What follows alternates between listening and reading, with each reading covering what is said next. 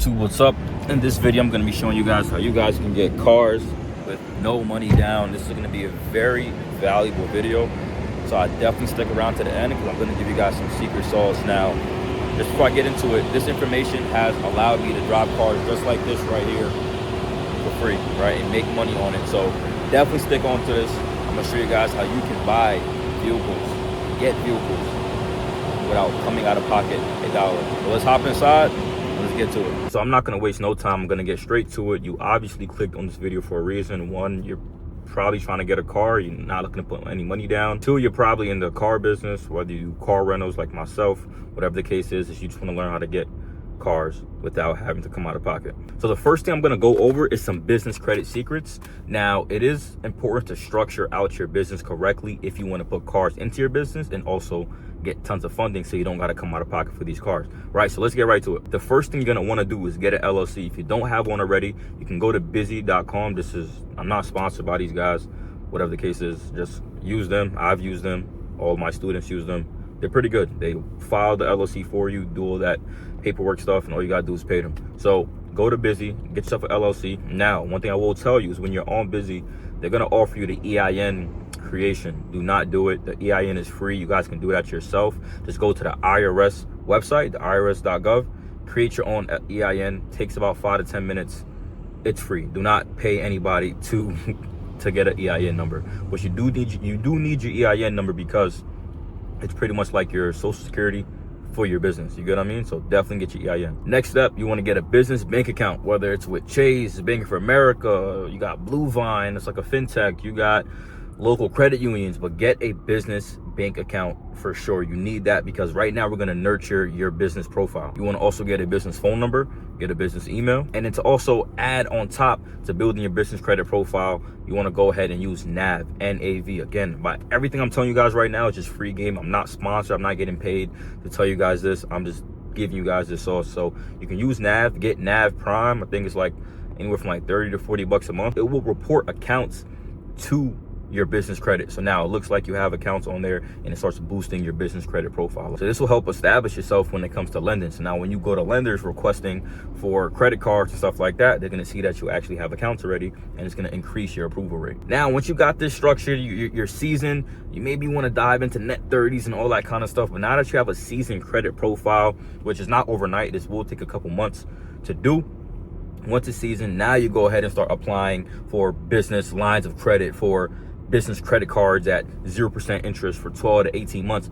And now you're going to use this money to buy these cars, right? Now, mind you, this is called OPM, other people's money. You are not coming out of pocket a dime to do this. So let's say you got a $50,000 business credit card. You then take that business credit card, you liquidate it, and let's say you want to go ahead and buy a $20,000 car. You can now liquidate $20,000 off that card and pay for that $20,000 vehicle. Now, this requires $0 of your own money. You simply use the bank's money to do this. Now, that's some sauce on the business end. I'm going to get into a mixture of the personal and business credit on how you can now get another way of getting cars without coming out of pocket. So with your personal credit now, guys, and I want you guys to listen, we're about to get real serious. For your personal credit, you want your profile to reflect as such. You want at least a 680 credit score and up, okay? At least 3 primary accounts, at least, okay? You want to have at least 3 years of credit age. You want to have a utilization of 20% or lower and 50% or lower on each account, okay? So 20% total or lower utilization and 50% or lower on each account, so each credit card that you may have. No collections. You want to have no late payments within the last 18 months. And once you have that, you have a pretty good credit profile. Now, let me tell you guys this. It's not about the credit score. It's all about the profile. There's people out there with 750, 800 credit scores, and they're still getting denied for things. Why? Because their profile is weak.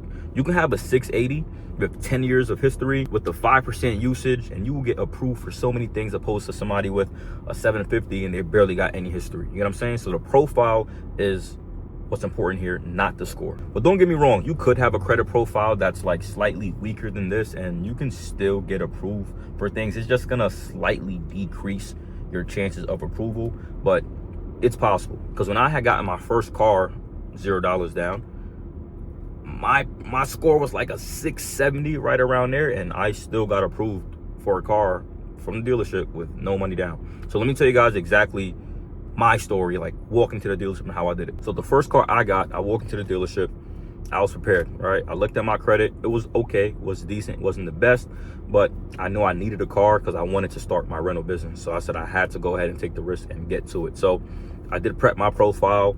I had an authorized user on there. If you don't know what an authorized user is, it's pretty much using somebody else's credit profile and adding it to yours. So let's say there's somebody out there that has a credit card with a $10,000 limit, 15-year history, and they add that to your credit profile, that's gonna reflect on you. So that made me look a little better because my credit was it was a baby, right? I was, early, what was it? I think I was about like 20 years old. At the time, my credit was okay. So having a trade line or authorized user on my profile definitely helped boost me up a bit because I didn't have much history on my credit profile. So I knew what car I wanted. I knew how much it costed, all this kind of stuff. I went right into the dealership, and this is the game that you guys want to know when you walk into these dealerships, right? These dealerships are trained to make you wait.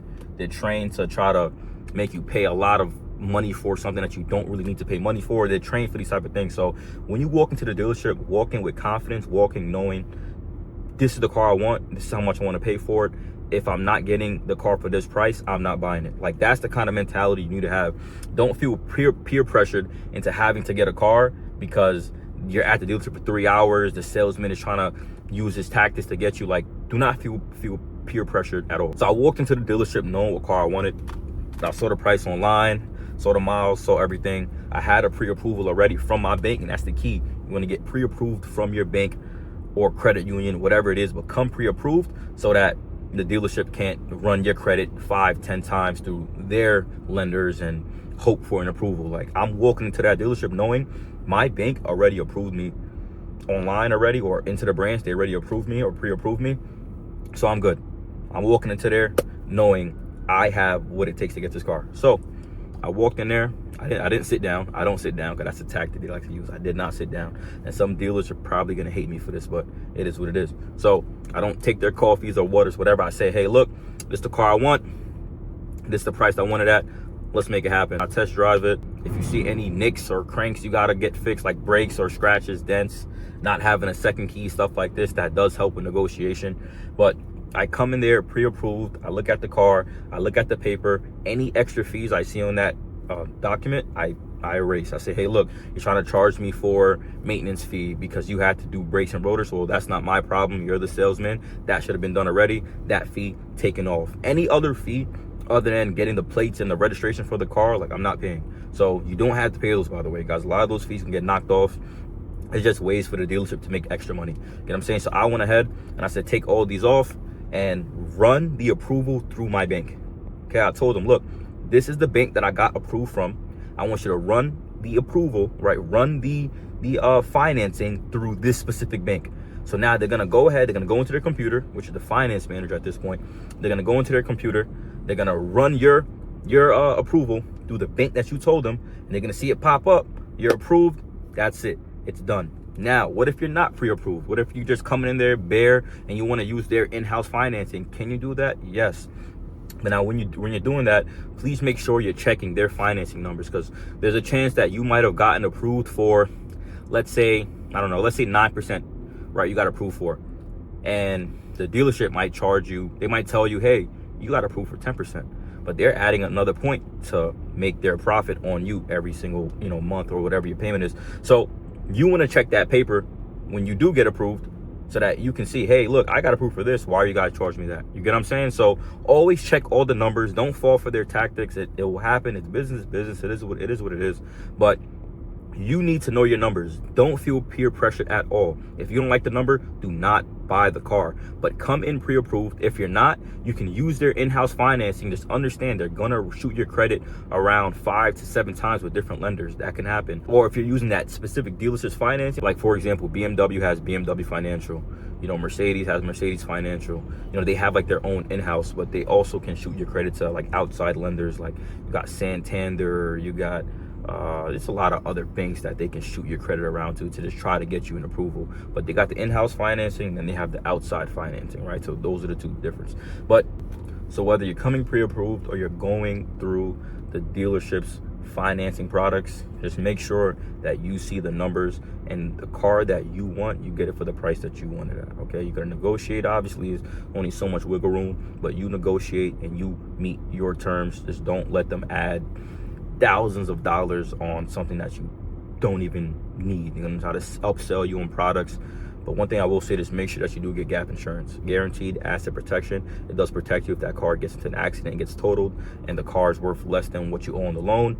You will get help. So definitely get gap insurance when you are getting a car. Some dealerships will give it to you, some won't. You might have to ask for it, but just always make sure gap insurance is on that loan. Please make sure you have it. So they'll likely ask you, hey, do you want to put any money down? Just tell them no. Guys, understand this. You are not obligated to put money down on the car.